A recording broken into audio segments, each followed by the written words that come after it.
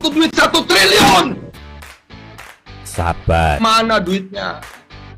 Kita tidak punya uang. Dari mana duitnya? Gimana, Set? Jadi yang apa? Yang real-real aja. Pertanyaan pergerakan properti ini kan sebenarnya kan sesuai dengan rencana Yusuf Mansur itu ya, katanya bisnis pesantrennya itu nanti menghasilkan miliaran gitu dari sewa apartemen para santri gitu. Ya hebat sih, santrinya bisa bayar mahal-mahal gitu ya. Kalau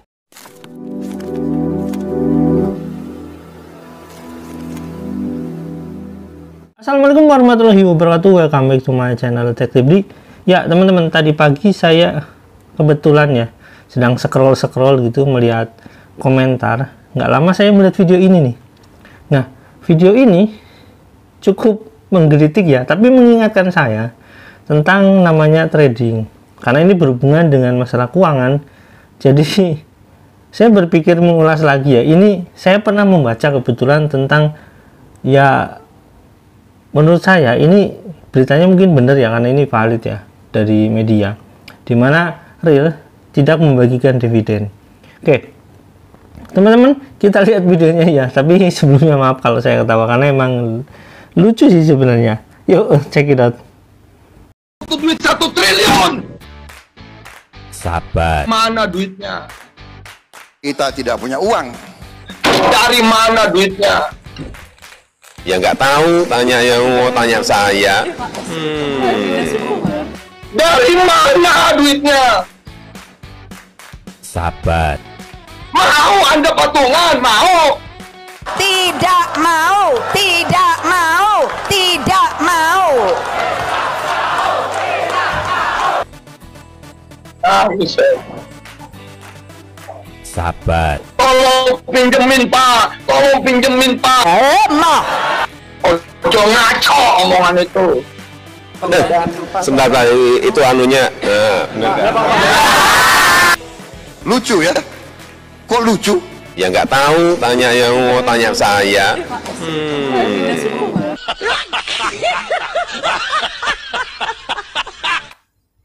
Kayak gitu ya teman-teman. Ini video parodi ya. Ini yang edit bukan saya yang pastinya. Saya ngedit kayak gini ini ya biasanya teman-teman yang suka menggunakan video shot. Nah kebetulan ini bukan video shot sebenarnya, cuma ya jadinya video shot karena mungkin dirubah oleh YouTube itu sendiri. Nah video ini di upload oleh salah satu ya pemain trading di IDX ya. Nah kebetulan teman-teman antara future atau saham atau hal-hal lain yang terkait dengan ya jual beli, ya dalam hal ini ya transaksi keuangan ya. Dalam transaksi keuangan itu memang secara materi itu biasanya dalam transaksi, dalam menganalisa itu ada dua.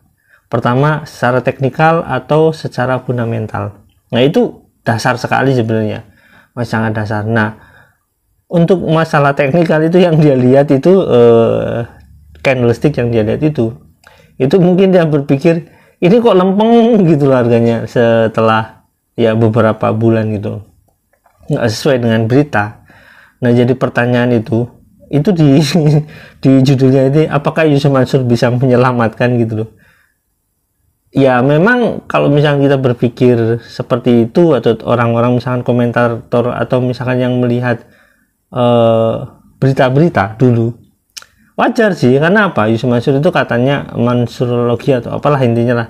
Intinya dia itu menggambarkan dirinya orang yang jago dalam bermain saham, sehingga dia membeli saham real ini karena dalam tanda kutip ya mau membangkitkan perusahaan ini. Oke, sebenarnya gini,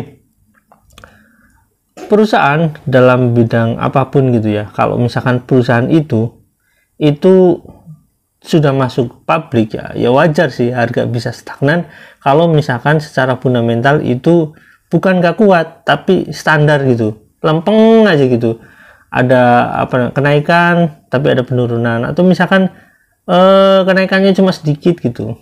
Nah itu secara fundamental harga sahamnya itu biasanya nggak naik atau sahamnya lempeng aja gitu. Saya akan cerita di masa lalu ini, dimana Yusuf Mansur membeli saham itu dengan nilai yang cukup besar ya, karena ini pembeliannya bukan trading secara online ya, karena ini pembeliannya menurut video ini pembeliannya itu secara langsung. Jadi Yusuf Mansur merupakan bagian pemilik saham itu, walaupun pemilikan saham itu secara publik ya, jadi bukan online, jadi ini fisik ya. Oke teman-teman, kita lihat dulu ini ya, lihat dulu videonya, yuk cekidot.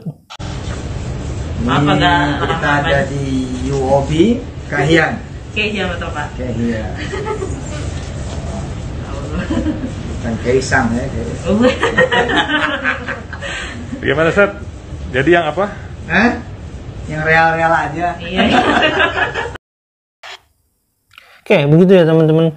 Kurang lebih ya mungkin itu transaksi di melalui UOB, itu sebuah perbankan di mana ya UOB itu memfasilitasi mungkin pengalihan dananya mungkin ya. Seperti itu. Jadi ini asli saham, bukan trading secara online. Jadi ini konvensional. Walaupun itu dibelinya dengan ya saham, ya menurut saya saham publiknya ya.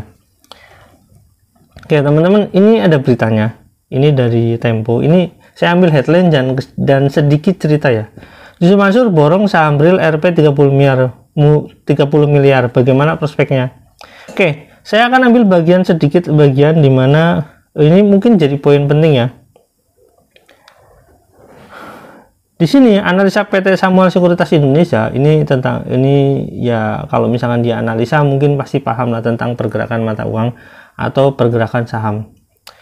Al-Fatih berpendapat prospek Repower Asia akan sangat menarik usai Yusuf Mansur menggelontorkan investasinya. Tapi menurut dia, dari prospek menjadi proposal dan kemudian dieksekusi masih membutuhkan waktu. Sementara secara psikologi harga saham real bisa mendahului kenyataan bisnisnya, kata Al-Fatih saat dihubungi Kamis 19 Agustus 2021. Jadi kata dia, saat ini kenaikan harga sahamnya masih bersifat psikologi. Oke. Belum didukung data bisnis yang real. Saham ini saat ini belum bisa dikalkulasi secara fundamental dan pembelian saham harus menjaga kontrol risiko dengan ketat, tuturnya. Oke. Jadi secara fundamental ini hanya faktor psikologi. Karena apa? Ada orang yang katanya menginvestasikan dengan nilai di sini 30 miliar ya. Jadi secara otomatis sahamnya naik berdasarkan ya pembelian saham tersebut ya. Jadi secara otomatis sahamnya naik.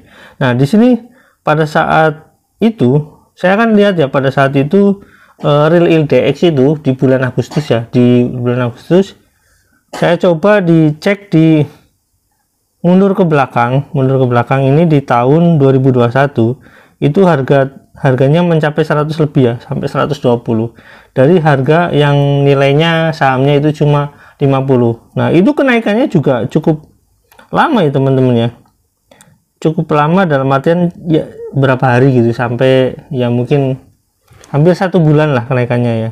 Cuma setelah kenaikan tertinggi itu dari Agustus, perkiraan dari Agustus itu 13-an sampai September ke Oktober ya, mungkin sampai sekitar bulan September atau Oktober itu puncak tertinggi itu di angka 120 kurang lebih.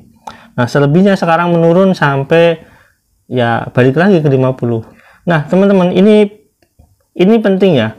Jadi kenaikan dari angka yang 50 menjadi nilai tertinggi 120 itu dan turun lagi ke 50 ini penting untuk kita ceritakan. Karena apa? Ini berhubungan dengan ini ya, dengan bisnis yang katanya ditawarkan Yusuf Mansur untuk saham tersebut. Nah, di sini ada headline dari sebuah berita ya, bisnis.com, di mana ya ini tentang Yusuf Mansur yang membeli ya dan sekaligus berbisnis di sana. Di sini ada headline-nya, gandeng Ustadz Yusuf Mansur, Repower Real bidik pendapatan berulang 3,6 triliun. Nah, ini bagaimana ceritanya ya? Di sini ada bisnis.com Jakarta, PT Repower Asia Indonesia Tbk.